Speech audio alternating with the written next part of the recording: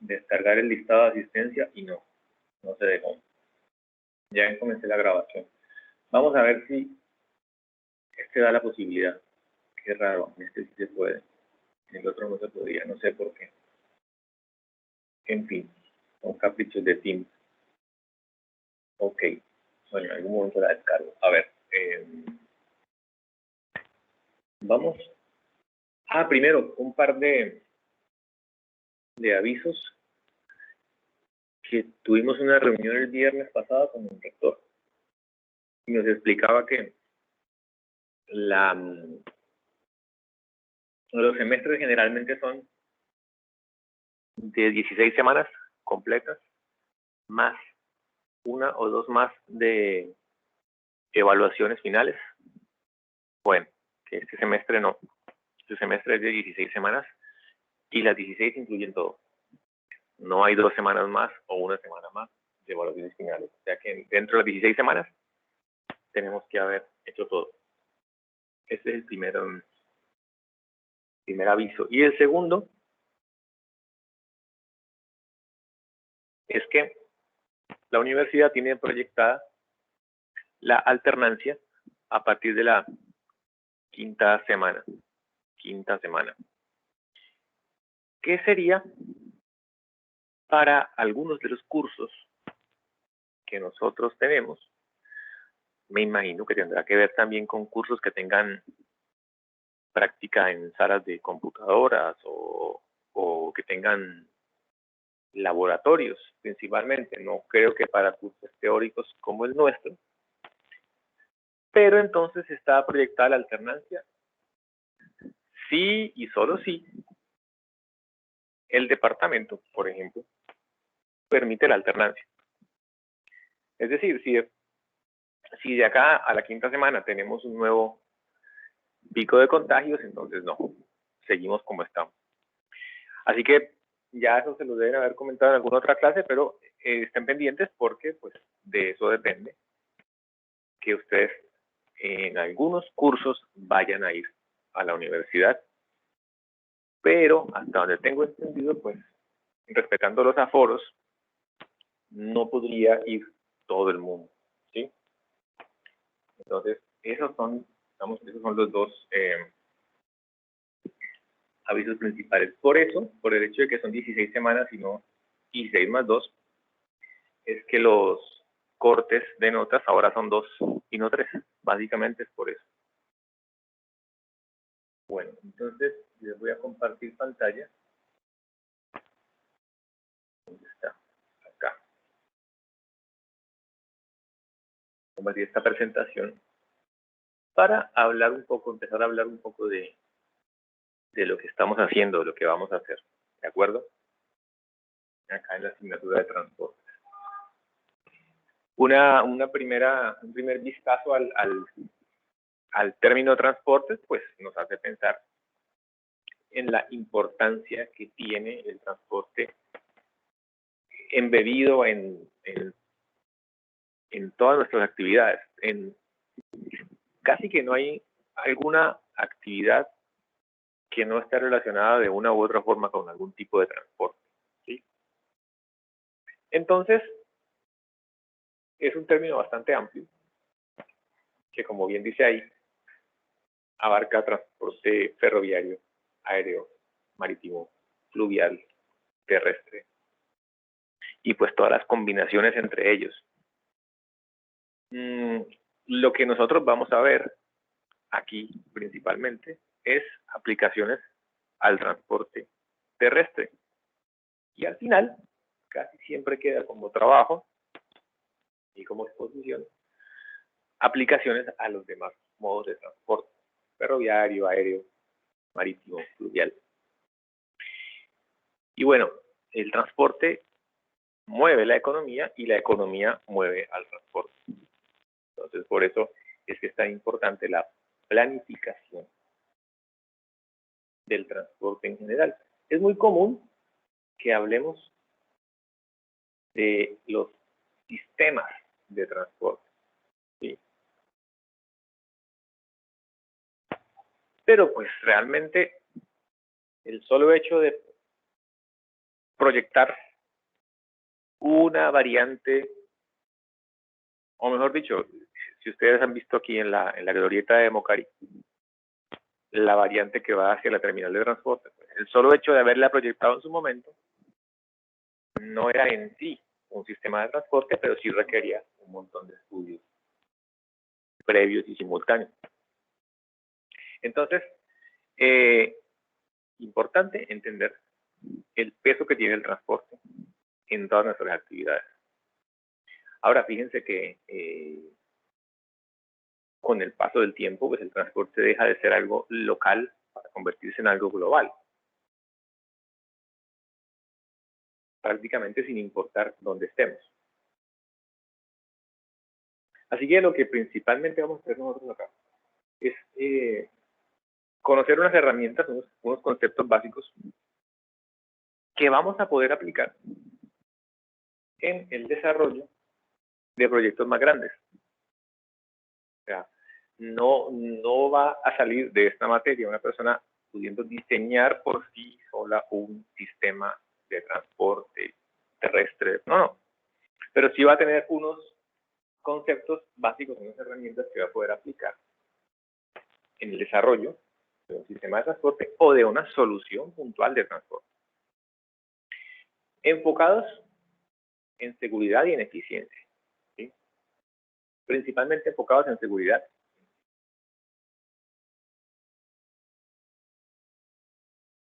Es como si estuviéramos en el salón de clases. Son clases donde yo expongo, ustedes preguntan, hacemos exámenes o talleres individuales o en grupo. Cuando yo digo grupo me refiero a grupos de 2 personas. Ya cuando estamos hablando de trabajos, exposiciones para presentar, sí ya son de más de 2 personas. ¿Sí? Siempre he pensado yo que el grupo ideal para estudiar es 2 o 3 personas. 2 o 3. Menos de 2, bueno, uno puede darle vueltas y vueltas y vueltas al mismo error y se queda ahí. Y más de 3 ya es muy difícil mantener un orden. Entonces, bueno, acuérdense que lo que les acabo de decir, que vamos a tener 16 semanas sin las 2 de evaluaciones, entonces eso significa que nos va a tocar meter todas esas notas, esas 6 notas que nos pide el sistema, meterlas dentro de esas 16 semanas. Va a ser un poco más complejo. ¿Con qué estamos relacionados? Bueno, con estas 4 áreas del conocimiento. Sin embargo, no es que las vayamos a involucrar directamente. Va a estar más relacionado con diseño de vías que con las otras 3. ¿Sí?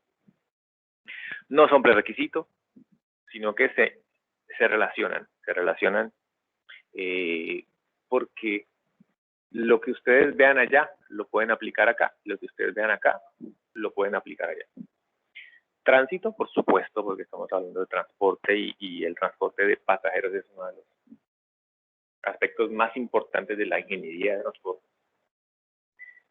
Pavimentos, diseño de vías, diseño de puentes, y ustedes se van a dar cuenta, no acá, sino en sus demás asignaturas relacionadas con el área, de que detrás de estas 4, detrás de esos 4 conceptos, casi siempre hay cosas en común, como por ejemplo, estudios de tránsito. Que hay que hacer estudios de tránsito antes de un diseño de pavimento, antes de un diseño geométrico, antes de diseñar un puente. ¿De acuerdo? Entonces, todas tienen como un origen común. Una bibliografía. Yo la vez pasada les había hablado de la plataforma eBooks, les dije que esos libros no estaban ahí. Sí, hay un libro de Cárdenas. Para los que estén viendo diseño geométrico, ahí está el libro de Cárdenas. Claro, hay más libros de ingeniería de transporte, ingeniería de carreteras. Pero yo tengo los libros que uso para esta clase, los tengo en PDF, luego se los paso por el WhatsApp, será porque es el único que soporta archivos tan grandes. El correo seguramente no. Pero bueno, esta es la bibliografía principal de nosotros. Y hay uno que no está ahí, que es el libro de Garber, que también se los voy a mandar, que ese libro de Garber en realidad es como una gigantesca Biblia de la ingeniería de transporte. Ahí está todo, desde los estudios hasta el diseño del pavimento, pasando por un montón de cosas más. En cuanto a qué vamos a ver nosotros, bueno, empezamos con unos conceptos básicos teóricos, que son los mismos conceptos básicos teóricos que se ven en la optativa de tópicos en ingeniería de tránsito. Pasamos a la parte de distancias de visibilidad, que es una aplicación. Podríamos verlo de dos formas, o una aplicación de la seguridad al diseño geométrico, o una aplicación del diseño geométrico a la seguridad. Es lo mismo, ¿sí? Empezamos con distancias de visibilidad, diseños de intersecciones, clasificación de carreteras, no necesariamente en el orden que está ahí, pero es los temas principales. Según el tiempo, vemos señalización, semáforos. Y esta última parte, ¿no? La última parte de historia y de terminales y de nivel de servicio. Esto ya es más para la temporada de exposiciones y trabajo. Que como les digo, sabiendo pues que no vamos a tener las 2 semanas adicionales, ya nos toca restringir un poco el tiempo. Entonces, empezamos con unos conceptos básicos. Sabemos que es el transporte, movimiento de personas y o mercancías o cargas. Podemos tener transporte de carga, podemos tener transporte de pasajeros, podemos tener transporte mixto. ¿Sí? Es algo que nos rodea todo el tiempo. El transporte está totalmente embebido en nuestro entorno. No hay forma de no estar relacionado con él. Y cuando aquí decimos personas, elementos interrelacionados, bueno, ahí estamos hablando de sistemas de transporte. Que una cosa es diseñar todo un sistema de transporte, como por ejemplo hicieron con el metro de Medellín, o el transporte de Valle de la Burrá, o el Transmilenio, o aquí en Montería con el sistema estratégico que aún no ha empezado a funcionar. Una cosa es diseñarlo y otra cosa es que se genere espontáneamente, como creo que ya les había comentado, si tenemos un municipio donde no hay construida una terminal de buses, de todas maneras, los conductores van a llegar al mismo lugar y la gente sabe que eso es ahí, y alrededor de eso se va a formar un sistema rudimentario donde la gente sabe que ahí se consigue el transporte, ya sea de pasajeros o de mercancías. Entonces llegan ahí y salen de ahí y se forma un pequeño sistema alrededor del cual entonces aparece el taxi, el motocarro, etcétera, etcétera. Los elementos terminan interrelacionados.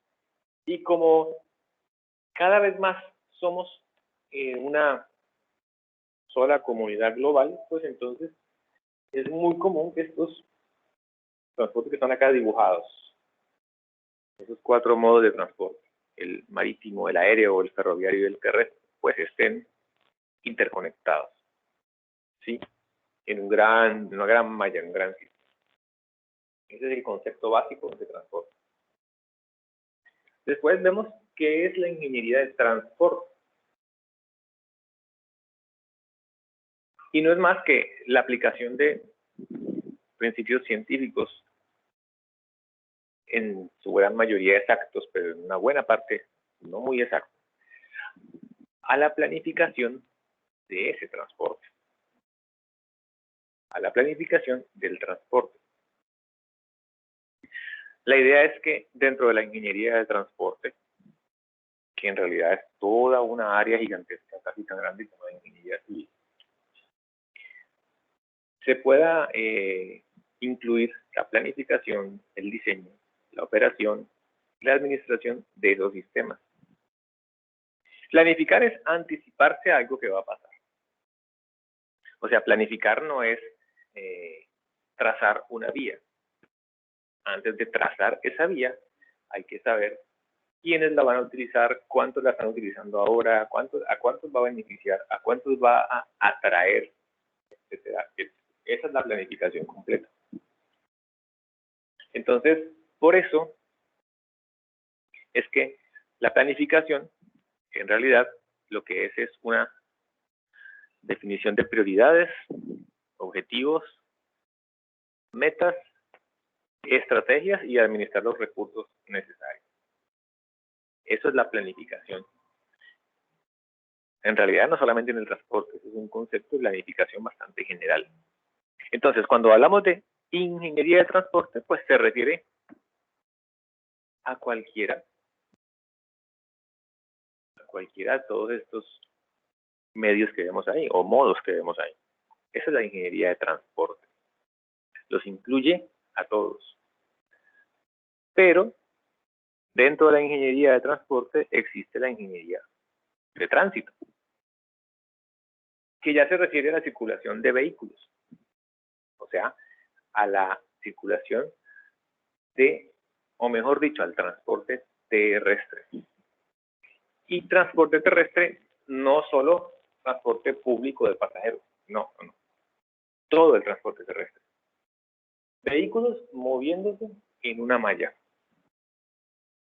Por eso tenemos dos opciones. Los estudia a nivel macro y a nivel microscópico.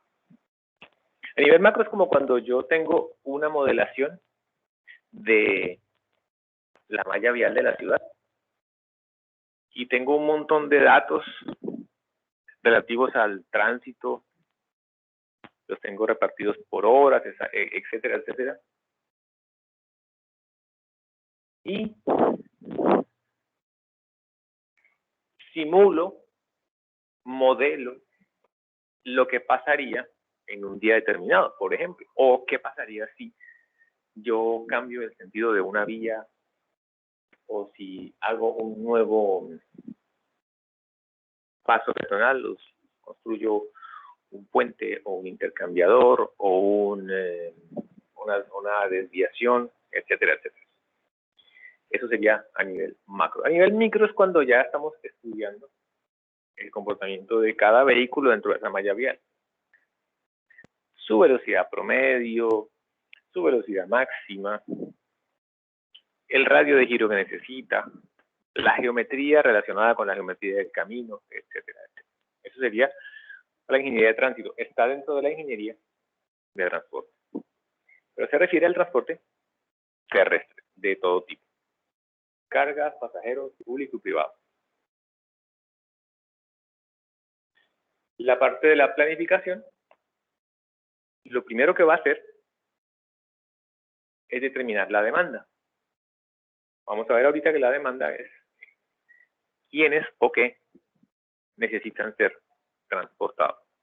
Eso es la demanda, sin darle mucha vuelta. Determinación de la demanda, generadores de viaje y modos utilizados. Entonces la pregunta sería, ¿qué es un generador de viaje? Bueno, un generador de viaje es, por ejemplo, la universidad. Porque la universidad es un nodo del que sale un montón de gente y al que llega un montón de gente. Entonces la universidad genera viajes, ¿sí? Un hospital, una zona turística. El centro de la ciudad es tremendo generador de viajes. Esos son generadores de viajes. Entonces por eso es que la gente, digamos, o mejor dicho, casi siempre seguimos rutinas. Durante la semana casi siempre hacemos los mismos movimientos. O hay unos movimientos principales que repetimos todos los días. Porque hay un generador de viajes que nos lleva allá. De pronto puede haber un generador de viajes que no genere muchos, pero bueno, genera 10, 15 viajes. Hay otros que generan miles de viajes al día. Y entonces, la demanda, los generadores y los modos. Cuando uno habla de modos a un nivel grande, macro, un modo puede ser, bueno, me voy de Montería a Pasto por tierra o por vía aérea. Entonces yo elijo el modo. Balanceando, bueno, en ese caso, si es por tiempo, el avión gana, pero si es por valor, de pronto puede que esté costando lo mismo por la distancia. Entonces ahí una persona evalúa qué le gusta más. Eso sería elegir modos. Pero cuando ya nos bajamos al tamaño de la ciudad, pues en la ciudad, si bien todo estamos hablando de transporte terrestre, pues podríamos pensar en que la persona puede decidir, por ejemplo, tiene moto, digamos, tiene moto. Entonces puede elegir entre irse en su moto o en la metro o en moto, pero no la suya, sino mototaxi. Según, puede pensar, bueno, no voy a pagarle parqueadero, no la voy a dejar ahí. Si me voy en moto llego más rápido, si me voy en bus, bueno, en fin. Entonces puede elegir entre varios modos. Y más ahora que hay tanta informalidad. Y bueno, la verdad es que no sé cómo quedaron las aplicaciones de estos de transporte después del 2020, no sé en qué estado están, por lo menos en Montería, pero antes de marzo de 2020, InDriver, Uber, le habían quitado bastante, se habían robado bastante parte de la demanda del transporte público y del transporte privado de pasajeros, o sea, de los taxis también. Bueno, ese es otro modo de elegir. Me voy en taxi, me voy en bus, me voy en moto. Entonces, la planificación se encarga de determinar eso. Ahora, el problema es que de lo que yo acabo de mencionar ahí, hay varias cosas que no son legales o no están reglamentadas. Así que la planificación tiene que incluirlas también como aspectos importantes a tener en cuenta. Un primer objetivo cuando se va a planificar algo en cuanto al transporte es, bueno, ¿qué tenemos y para qué nos sirve? Porque si no tenemos nada, entonces tenemos que empezar desde cero. Es que tengo que conectar estos dos municipios y lo que hay es monte. Bueno, hay que abrir una vía. Hay que hacer un montón de estudios. No, pero ya la vía existe, pero está sin pavimentar. Bueno, hay que volver a trazar y empezar ahí. ¿Qué tenemos y qué podemos hacer con eso? Y dentro de la ciudad, bueno, ustedes piensen, por ejemplo, que en el año 2019, cuando se construyó el puente frente al asilo, pues antes de empezar con esa construcción, se fueron hacia a los alrededores de esa obra y empezaron a hacer algunas mejoras en algunas vías internas de los barrios porque sabían que iba a aumentar el flujo por ahí. Entonces, eso hace parte de, bueno, vamos a planificar. Primero planificaron el puente, después la construcción del puente. Entonces, utilizando lo que ya existía, mejorándolo un poco para poder lograr un mejor movimiento dentro de la ciudad. Ahora, se pueden utilizar y se deben utilizar modelos. Hay muchos programas de modelación en los que se carga la malla vial y se cargan los datos de los vehículos en movimiento dentro de esa malla vial. Para entonces ver qué pasaría si yo pongo el modelo como realmente es, lo pongo a funcionar. Y le cambio algo. Bueno, ¿qué pasa si cierro acá? Si cambio el sentido de circulación de esta calle. Y el modelo va a reaccionar a eso. Entonces, volvemos a hablar de demanda, anticipar cambios en la demanda. En la demanda de transporte no es tan fácil anticipar los cambios porque, como estamos hablando, no solo de cargas, sino de personas, un gran fenómeno migratorio, por ejemplo, nos puede hacer variar bastante las cosas sin haberlo planeado en ningún momento. Y los cambios que ocurran en la ciudad, en la configuración en sí de la ciudad, nos pueden hacer cambiar también el sistema de transporte urbano y pensar en reestructurar rutas, cambiar sentidos, etcétera, etcétera. Eso hace parte de la planificación. A veces, con un simple cambio en el uso de una calle, por ejemplo, no me pasan más buses por acá. O al contrario, por aquí solamente me pasan buses. Ya se mejora mucho la circulación. Casos en los que, por ejemplo, con un solo cambio de esos se logra un ahorro en tiempo inmenso. Hay que ver también que no tenga un costo ambiental muy grande o un costo fiscal, mejor dicho, un costo en dinero muy grande. Los escenarios futuros están ligados a las variables socioeconómicas. Y hay una relación directa entre el sistema de transporte y el sistema socioeconómico. El problema es que esa relación es de ida y vuelta. El transporte mueve la economía, pero la economía mueve al transporte. Entonces es como un círculo que está funcionando todo el tiempo.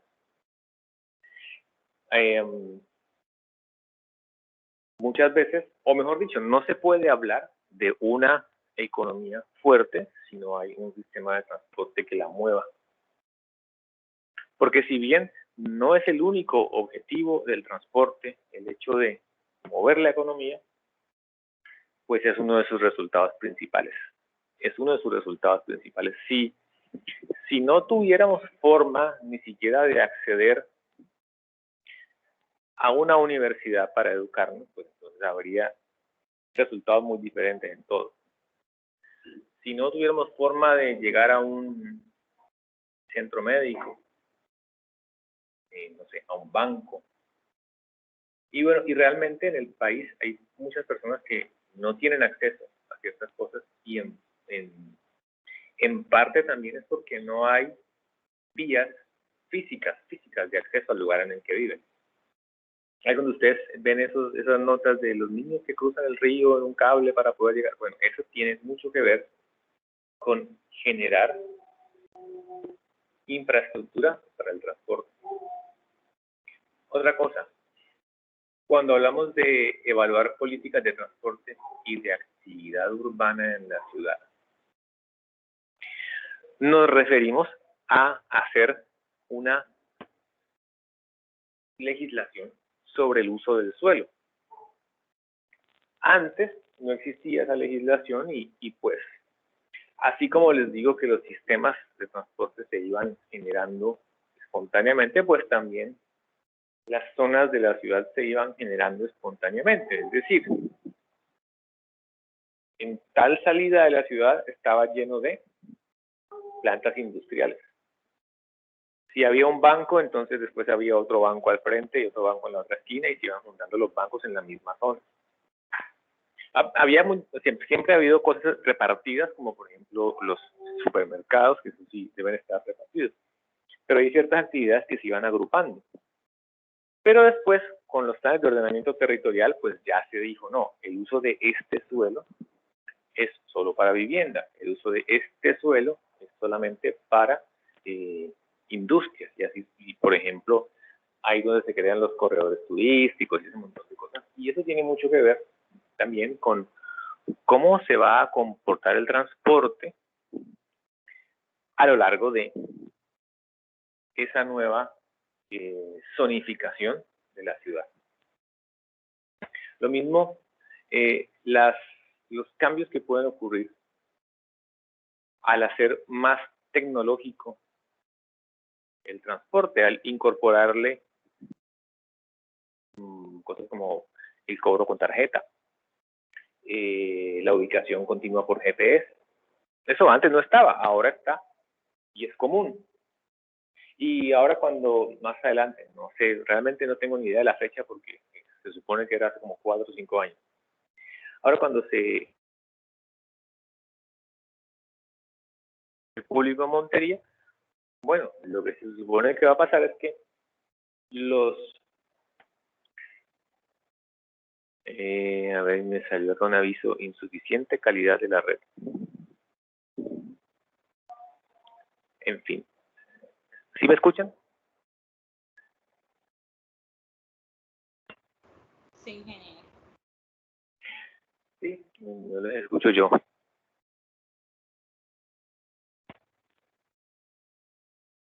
Ahí que me confirme si me están escuchando.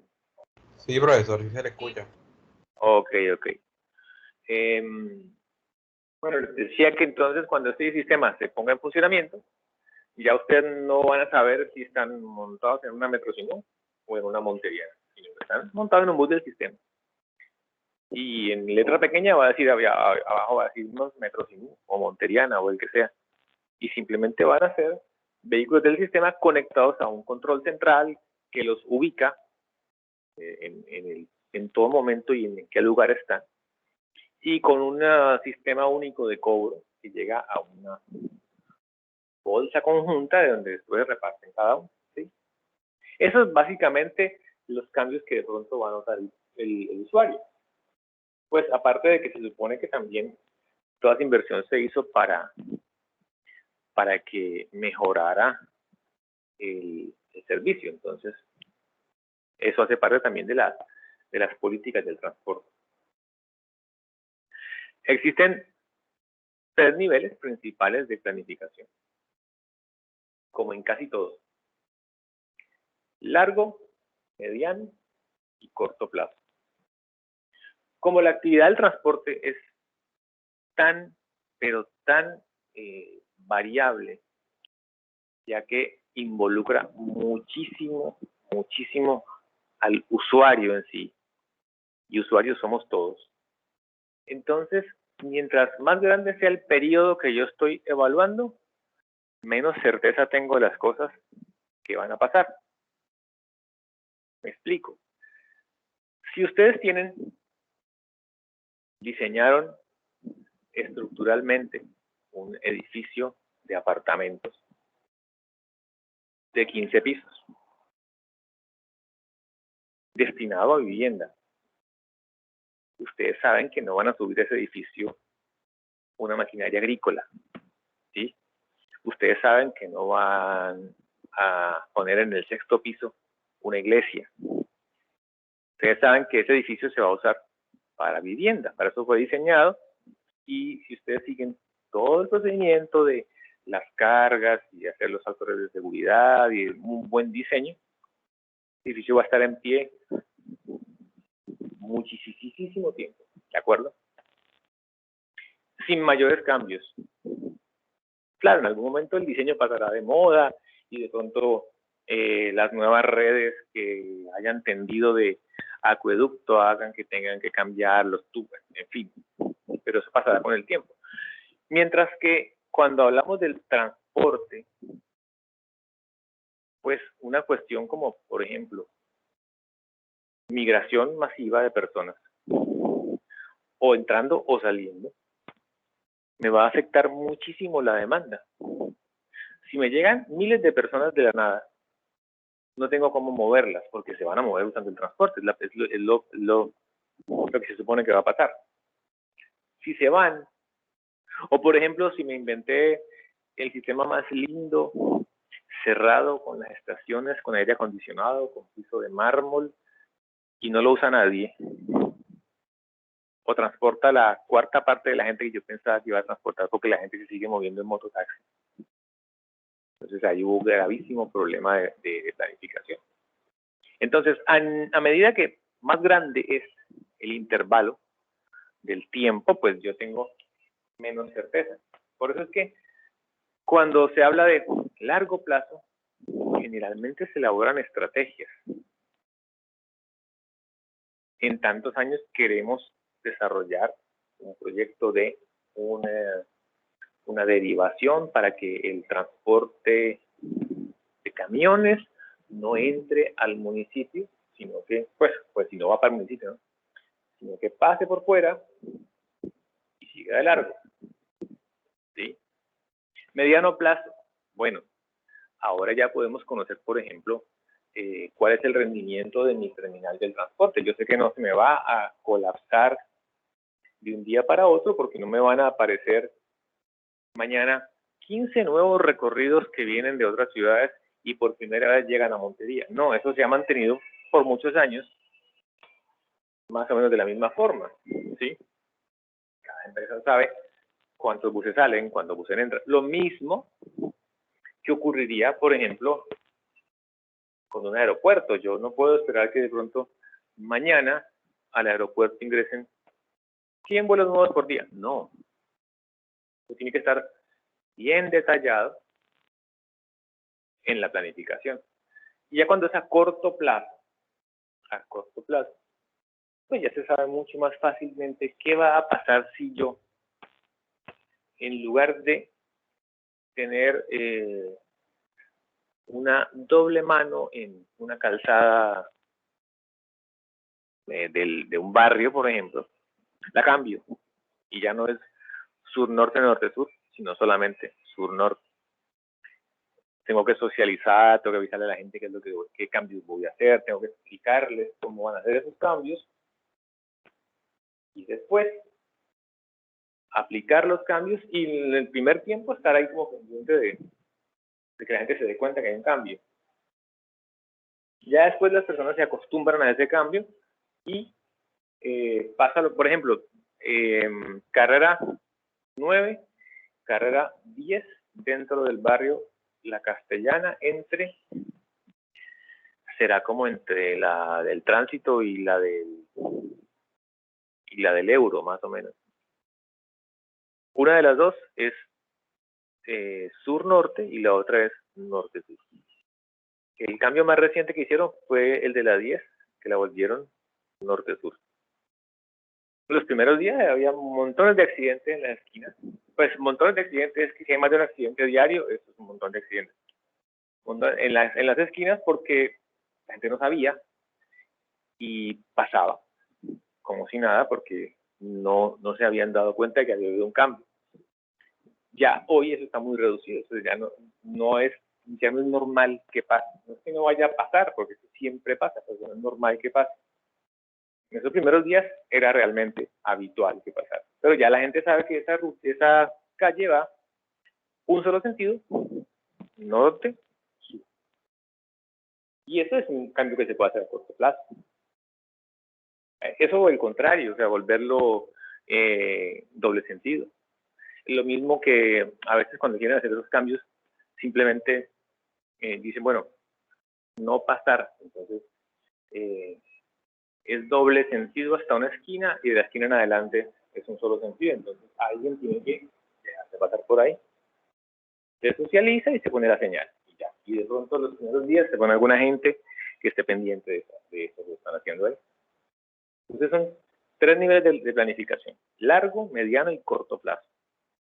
Y cada uno va, o mejor dicho, mientras más voy reduciendo el intervalo de años, más datos exactos tengo sobre lo que me puede llegar a pasar. Por ejemplo, yo no puedo decir, bueno, dentro de 5 años cambio el sentido de la ruta de qué va a pasar. No, porque eso es algo que tiene que ser mucho más exacto en cuanto a conocimiento de lo que puede llegar a pasar. Para los que están viendo tópicos, esta parte también ya la vieron, pero bueno, es común a las dos materias. Tenemos demanda y oferta en el transporte. Sin darle vueltas, la demanda es ¿qué es lo que vamos a transportar? O sea, la demanda son pasajeros y mercancías. Si ustedes buscan en internet, aquí solamente para el país, para nosotros, reglamentación para el transporte de cargas, van a encontrar un montón de cosas. Porque pues no es lo mismo transportar combustibles que ganado en pie, o frutas, o textiles. Cada uno tiene su reglamento de transporte, según si es carga peligrosa, si es perecedero, etcétera, etcétera. Hay cosas que son cargas muy delicadas y ustedes van a encontrar toda la información que necesiten sobre el transporte de carga, que está reglamentado. Y cuando van a hablar de transporte de pasajeros o transporte de personas, ahí ya empezamos a hablar de estudios socioeconómicos, en los que se habla de niveles de ingreso, se habla de dónde vive, para dónde va, cada cuánto va a ese lugar, en qué va a ese lugar. Y aquí estamos hablando, cuando hablamos de viajes, no estamos hablando de viajes Montería-Cartagena, no, estamos hablando de viajes mi casa, el centro. Por eso es que hablábamos de los generadores de viajes.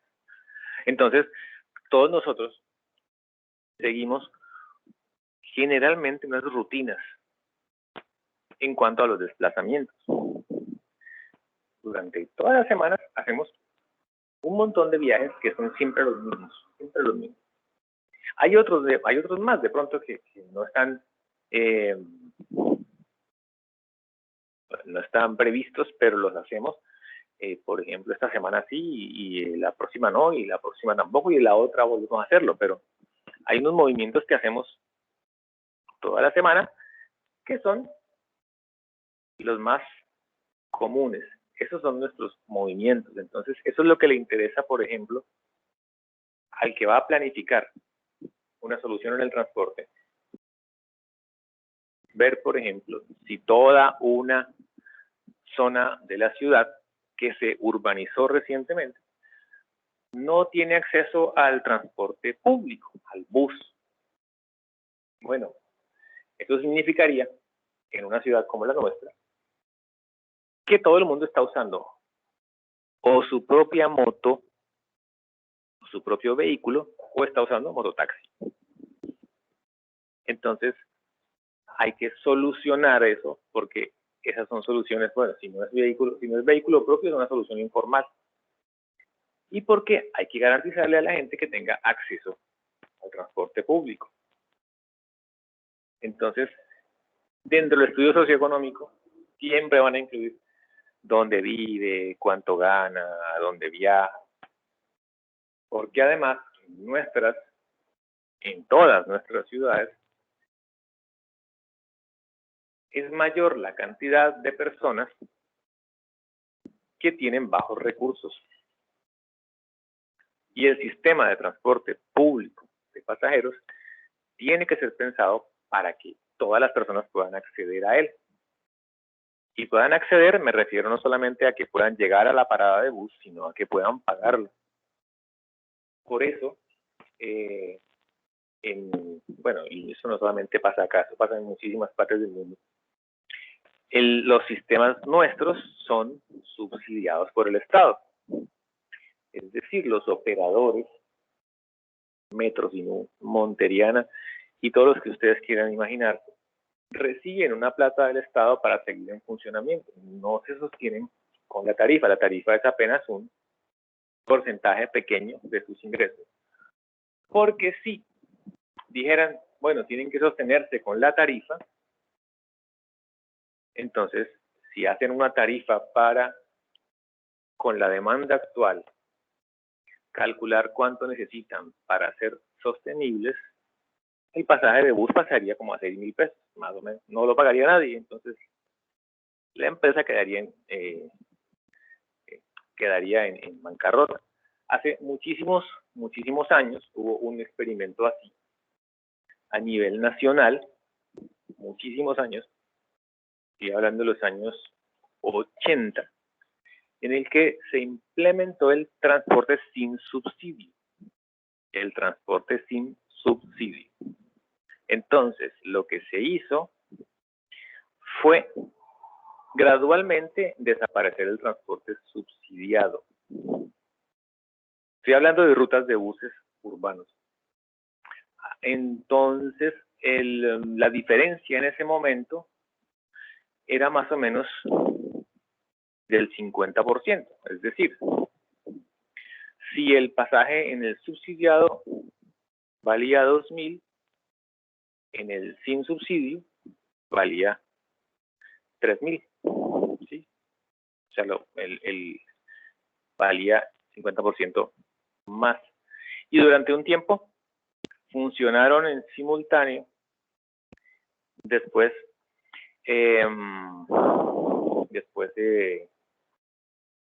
fueron desapareciendo el transporte subsidiado, quedó solamente el transporte sin subsidio, y eso generó un fenómeno que se llamaba la guerra del centavo, que los operadores directamente se peleaban, hacían guerras entre ellos para robarse los pasajeros, para robarse las rutas. Entonces, lo que se sabe es que en nuestro sistema el transporte tiene que estar subsidiado para que las empresas puedan trabajar y no vayan siempre a pérdida. Entonces, ¿por qué? Por los cambios en la demanda. Los operadores, en el caso nuestro, de pronto la que tiene mayor información es Metrocine. No estoy diciendo que Monteriano no la tenga, sino que Metrocine es más grande.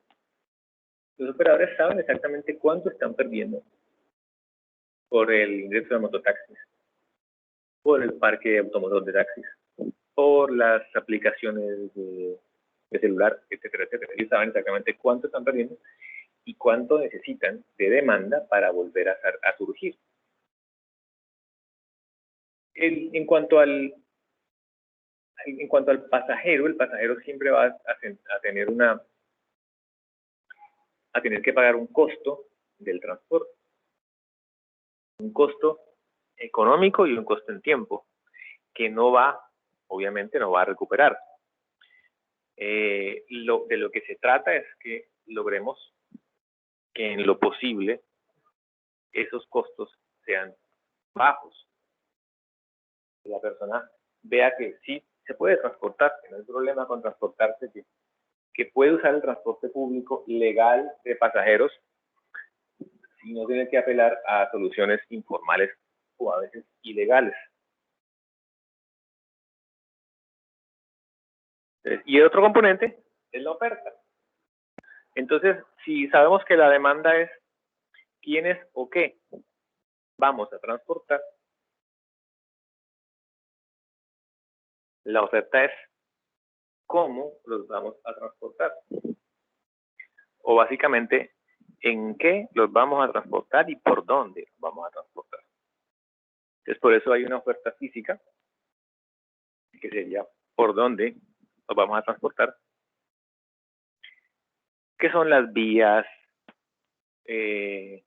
o sea, toda la malla conformada por las rutas nacionales, las calles de la ciudad, las estaciones de buses, los paraderos, los puertos, todo eso es la oferta física.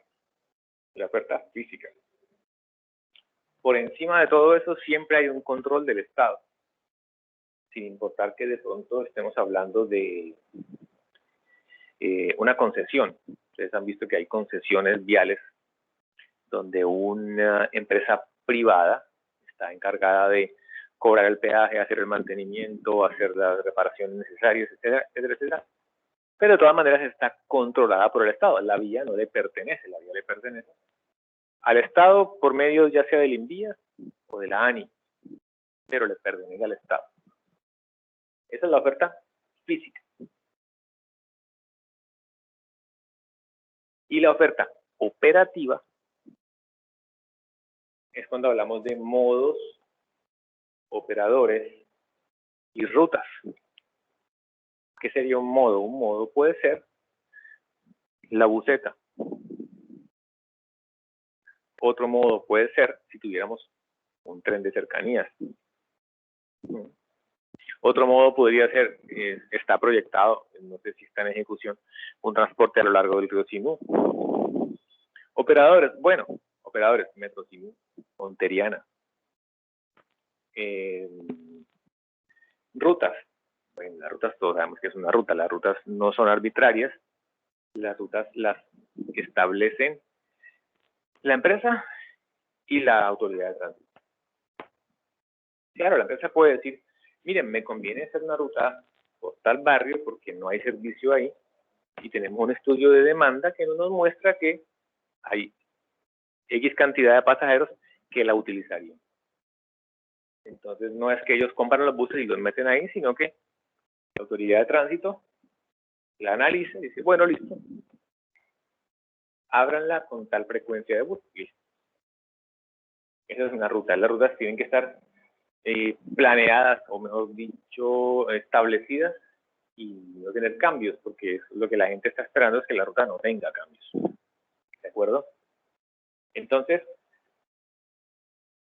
en gran resumen, tenemos demanda.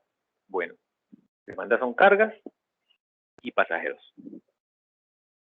Hay transporte mixto, claro. Ustedes saben que si viajan en un bus intermunicipal, seguramente en ese bus, además de pasajeros, van encomiendas, paquetes.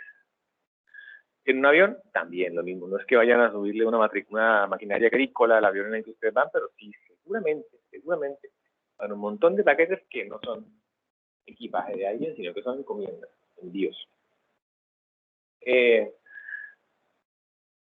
Demanda, entonces, son personas y o mercancía.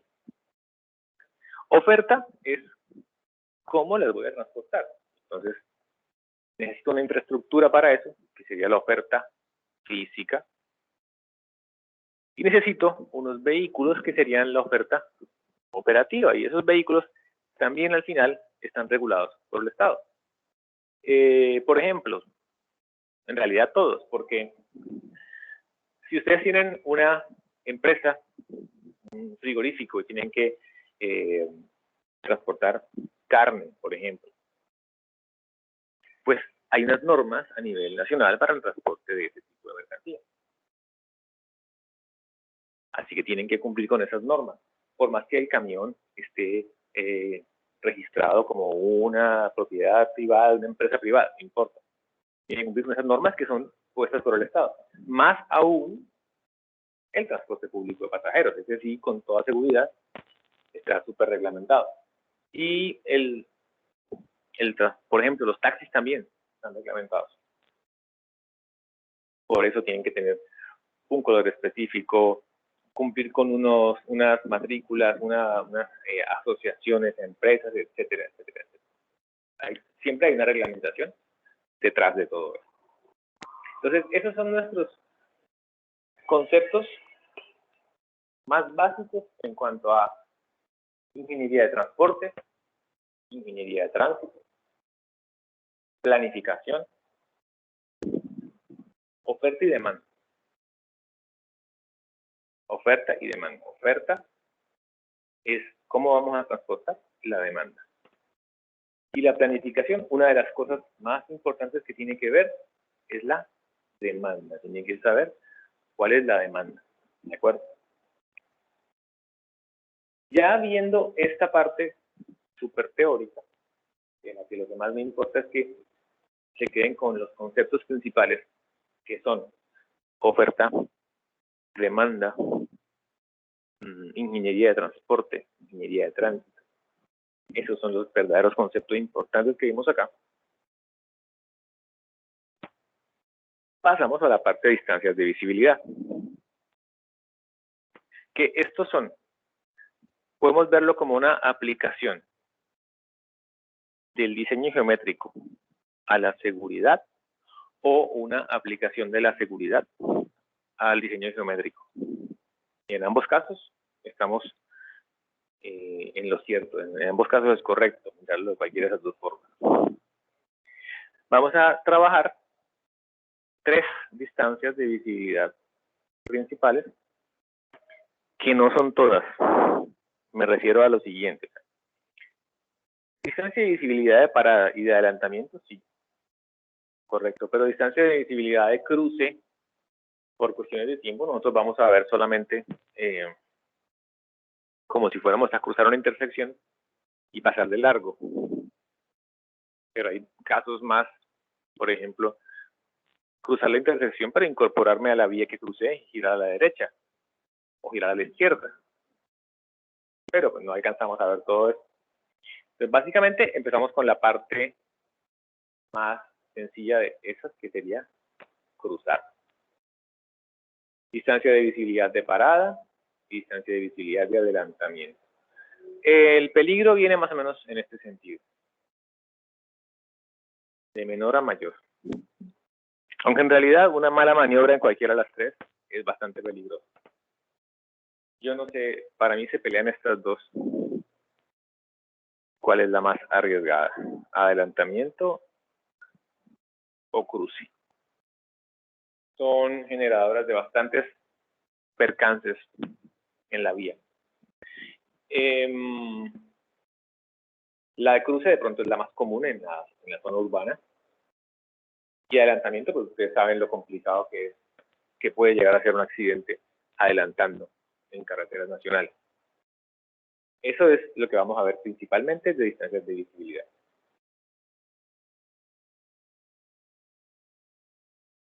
¿Con qué está relacionado? Bueno, si bien no vamos a ver ese tema acá directamente, estas distancias de visibilidad se relacionan con lo que para el manual del INVIAS son la velocidad de diseño y el vehículo de diseño. Cuando ustedes entregan un proyecto, un diseño geométrico de una malla, porque generalmente no van a diseñar un tramo, sino van a diseñar una malla. Ustedes saben que de pronto por su diseño, la velocidad que el vehículo puede llevar es de, supongamos, 150. Pero saben que la reglamentación en el país va a decirles, bueno, si esto es una autopista, entonces 130. Si no, entonces, no sé, 120, 80, por ahí. Entonces ustedes van a decir, ese tramo es a 80. Por más que de pronto ustedes puedan ir por esa vía a 150. Si el Estado dice 80, son 80. ¿Qué es lo que ustedes tienen que de pronto tener bien en cuenta?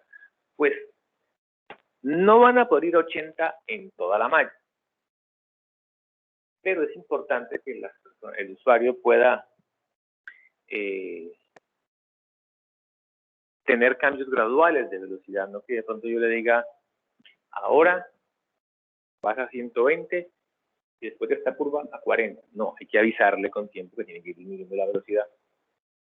En cuanto a vehículos de diseño, bueno, en el manual van a encontrar unos vehículos estándar de diseño que aplican a los vehículos que nosotros tenemos rodando en el país.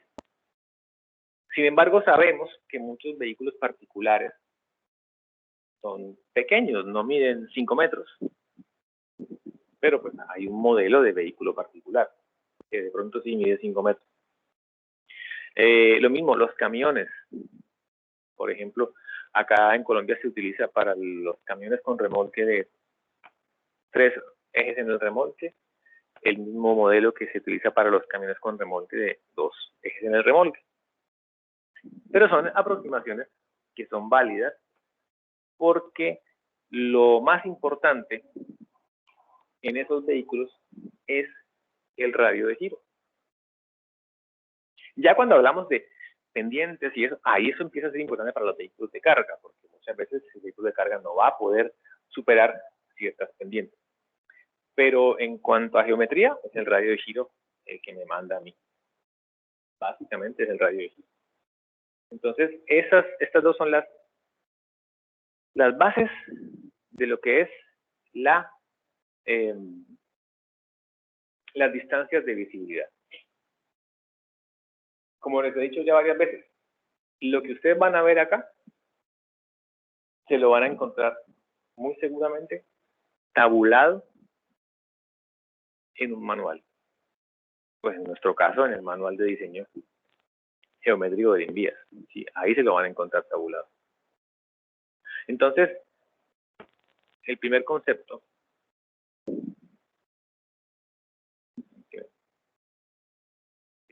es una distancia de visibilidad. Y pues por supuesto que es una distancia que yo tengo hacia adelante y que es visible. ¿Sí? Una distancia que tengo despejada frente a mí, pero frente a mí, no es que al otro lado de la curva, no, frente a mí, ¿cuánta distancia tengo de visibilidad? Claro, alguien dirá, bueno, pero es que eso depende porque si es un día nublado, no, sí, obviamente, pero estamos hablando de condiciones normales, puedo ver, porque no estamos hablando de kilómetros y kilómetros, estamos hablando de metros, ¿sí? ¿Cuánta distancia de visibilidad en metros voy a tener yo? Esto está vinculado estrictamente con la seguridad. Entonces, estos son conceptos que ustedes al ver que están en tabla en el manual, pues cuando hacen su diseño isométrico, ustedes dicen, bueno, ¿y aquí cuánto habría que dejarle para adelantamiento, para cruce, para parada? Bueno, van a la tabla, está bien, este cumple, este no, etcétera, etcétera. ¿Sí? En realidad no es tan complicado, porque generalmente, pues, yo pienso que cuando el diseño no da, pero es obligatorio pasar por donde se quiere pasar, pues hay que solucionar con señalización. Me explico. Por ejemplo, debajo del puente metálico, acá en Montería, hay un retorno que no tiene más de 5 años. De hecho, es del 2016 ese retorno. Ese retorno no estaba antes. Pero por debajo de ese puente no caben muchas cosas. Entonces, como una cuadra antes, hay un cartel que dice altura máxima tanto. Creo que es como 2,50 metros. Es bajito, bajito, bajito. Así que el que llega hasta ahí y sabe que no cabe, pues tiene la posibilidad de retornar a la avenida Primera. Entonces, no puede entrar por ahí. Y se lo avisaron con señalización. Ahora, la curva que está debajo de ese puente no es realmente una curva diseñada. No, no, no. Es un círculo que se hizo para que cupiera, porque no había forma realmente de meterle mano a esa zona. Entonces, ¿qué hay que hacer? Bueno, entrar despacio. No puede entrar todo el mundo. El que no cabe tiene que devolverse por la avenida Primera. ¿Y cómo se anuncia eso? Con señalización. ¿Es lo ideal? No, pero ha servido. ¿Sí? ¿Qué sería lo ideal? Bueno, que cualquiera pudiera hacer ese retorno, pero primero no hay forma de que, por ejemplo, primero no tendría nada que estar haciendo un tractocamión por ahí. Segundo, no hay forma de que se meta. Y tercero, si se metió, no hay forma de que salga. Entonces, por eso sí hay que avisarles todo con señales. Entonces, la distancia de visibilidad, ¿qué es? Una distancia que tengo despejada frente a mí, que me permite maniobrar. Ahora, aquí estamos asumiendo que yo voy a la velocidad permitida. Si la vía dice 80, esto que vamos a ver está calculado para 80. Si yo voy a 140, no está calculado para 140. Está calculado para las velocidades de diseño o de diseño no, ni siquiera, de operación. O sea, cuando ya el Estado le dijo que este es de 80, es para 80. Entonces, hay una primera distancia de visibilidad, que es la de parada, y que pues, como su nombre lo indica, es la necesaria para que el conductor detenga el vehículo después de haber visto un vehículo en su trayectoria, un obstáculo en su trayectoria. El conductor ve que más adelante se cayó una rama, por ejemplo, o están haciendo una reparación, entonces hay una señal allá al frente, camión de trabajo. Ya sé a qué distancia está. Bueno, en realidad no sé a qué distancia está, el conductor no sabe exactamente a qué distancia está, pero puede maniobrar. Porque no es que el conductor sepa, estoy a 245 metros. No, el conductor no sabe eso, pero sabe que está en una distancia suficiente para maniobrar. Por eso, entonces, no debe estar por encima de la velocidad permitida en la vía. Entonces, ¿con qué está relacionado esto? Bueno, a mí me dicen, cuando el conductor viaja a la velocidad específica del elemento. Estos son conceptos de diseño geométrico. Ustedes saben que ustedes diseñan para determinada velocidad. Pero pues realmente, aquí de lo que estamos hablando, realmente esto que está acá. Significa que si hay un cartel que dice máximo 80, estoy esperando que el conductor venga 80. Puede venir a menos, pero no puede venir a más. ¿Por qué? Porque es que si viene a menos, mejor, porque le alcanza para frenar, pero si viene a más, no, que no está medido para eso. Básicamente, se trata de eso, sin problema. Entonces, esa distancia es la suma de dos distancias. Es la suma de dos distancias. Una que se recorre durante un tiempo de percepción y reacción, y otra que se recorre durante el frenado. Ojo que esto se va a cumplir siempre, o sea, esto no tiene excepciones. Ya les explico por qué. Y ya les explico por qué se hace cierta aproximación que hay que hacer para la distancia de percepción y reacción. Pero regálenme un minuto, ya vengo.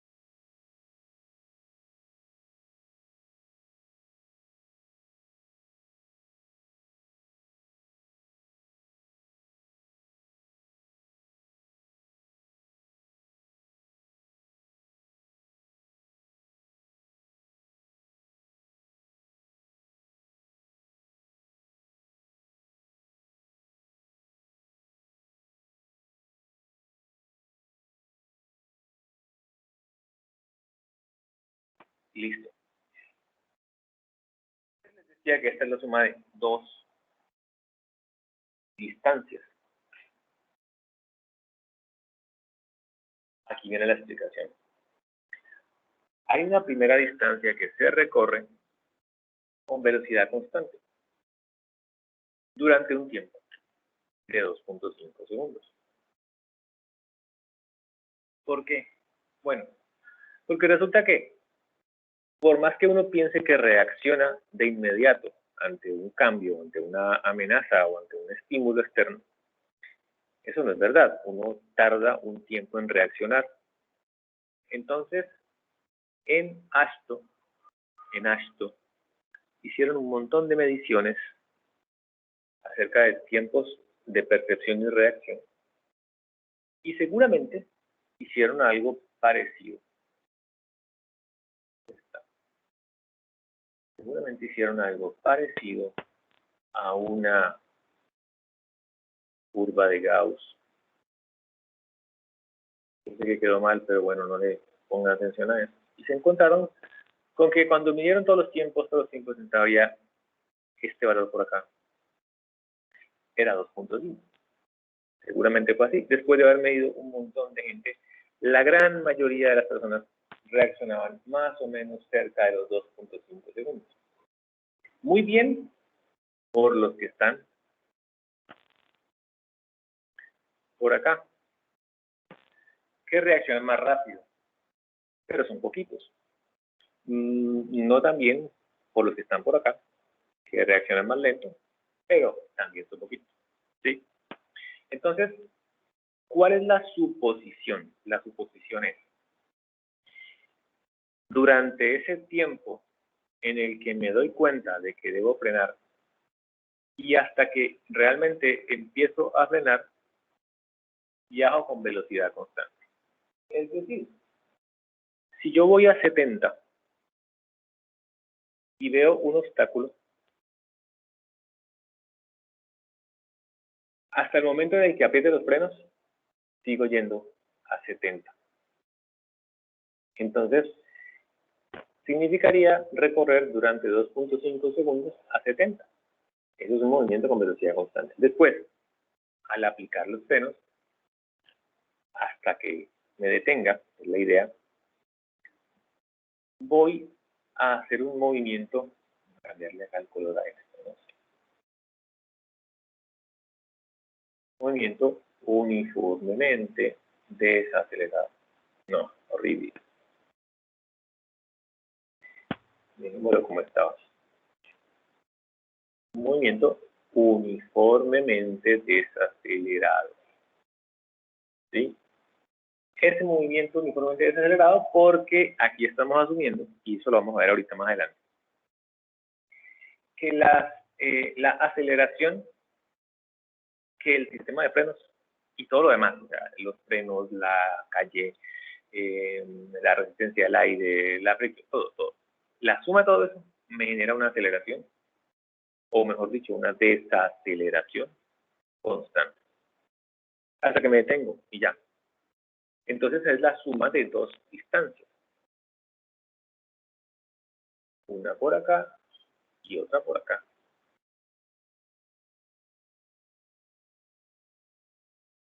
Así que realmente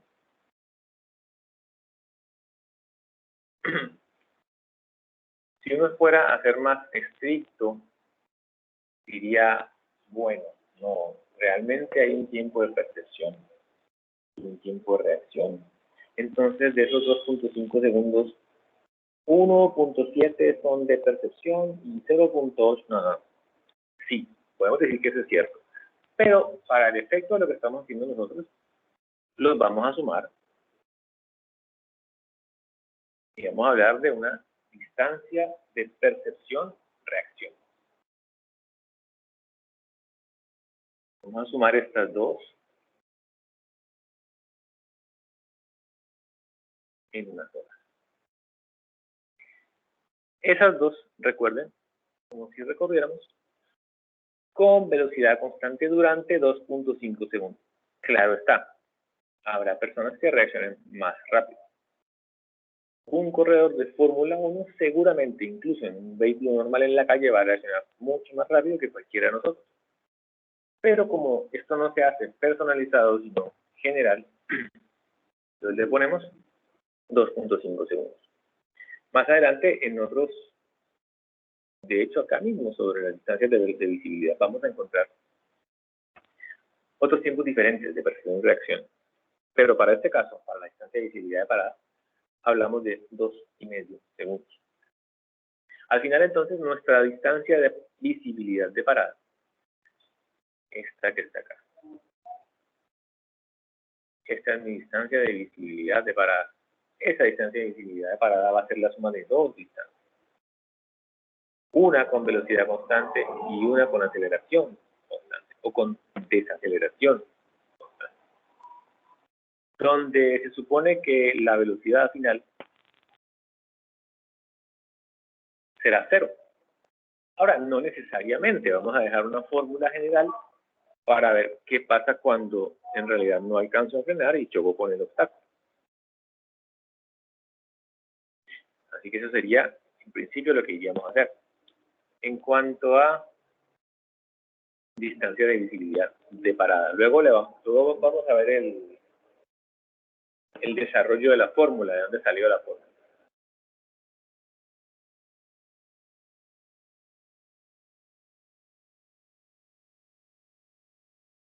Entonces, ¿qué tenemos acá? Tenemos una distancia de parada, que es la suma de dos distancias. Y esta primera distancia de percepción-reacción la podemos expresar como, y pregúntenme si no entienden acá, la velocidad que trae el vehículo multiplicada por el tiempo. Si la velocidad es constante y yo digo velocidad por tiempo, estoy obteniendo una distancia. Solo que vamos a trabajar de una forma ordenada, entonces vamos a tener que trabajar con las unidades. la velocidad seguramente va a estar en kilómetros por hora y el tiempo es este tiempo, este de acá. Este es el que es 2,5 segundos. ¿Sí? Este que es 2,5 segundos. Entonces, lo que vamos a hacer nosotros es un factor de conversión. Tenemos tiempo conocido, velocidad en kilómetros por hora. Convertimos esto a metros por segundo. Multiplicamos por 1000 metros sobre un kilómetro. Multiplicamos por una hora sobre 300 segundos y al final nos da que la distancia recorrida durante el tiempo de percepción-reacción es 0.694 V sub 0, con V sub 0 en kilómetros por hora. Ojo, con V sub 0 en kilómetros por hora. Vamos a...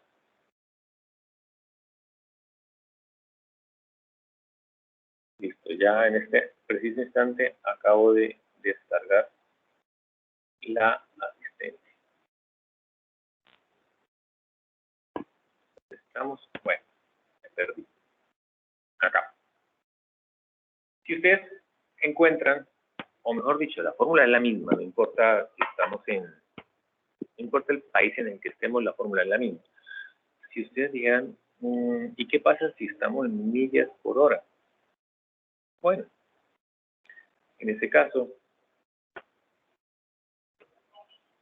una milla son 5.280 pies. Entonces acá tendría que decir, acá donde dice 1000, tendría que decir 5.280 pies sobre una milla por una hora sobre 3.600 segundos. Entonces yo tengo mi velocidad en 50 millas por hora. Bueno, me queda un factor de conversión multiplicado por 50 millas por hora. Pero principalmente vamos a trabajar nosotros acá con esto. 2.5 segundos y velocidad en kilómetros por hora. Esos serían los datos que ustedes van a tener para empezar. O sea, tengo una velocidad de tanto y listo. Entonces, ¿cuál es mi distancia de visibilidad de parada? Luego vamos a hacer un desarrollo de la fórmula de eso, que encuentra una fórmula general.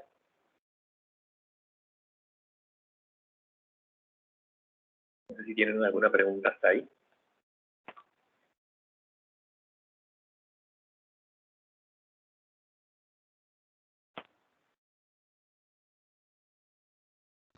No, profesor. Bueno, entonces, recuerden lo que les dije, lo de las 16 semanas exactas. Importante tenerlo en cuenta.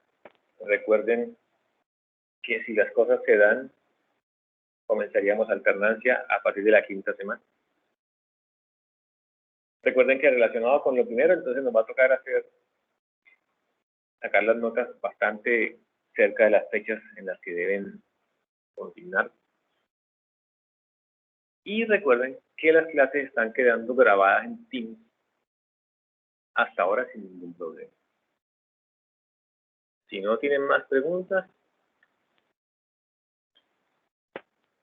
yo lo que haría sería, por ahora, detener la grabación. ¿Preguntas? ¿No hay preguntas?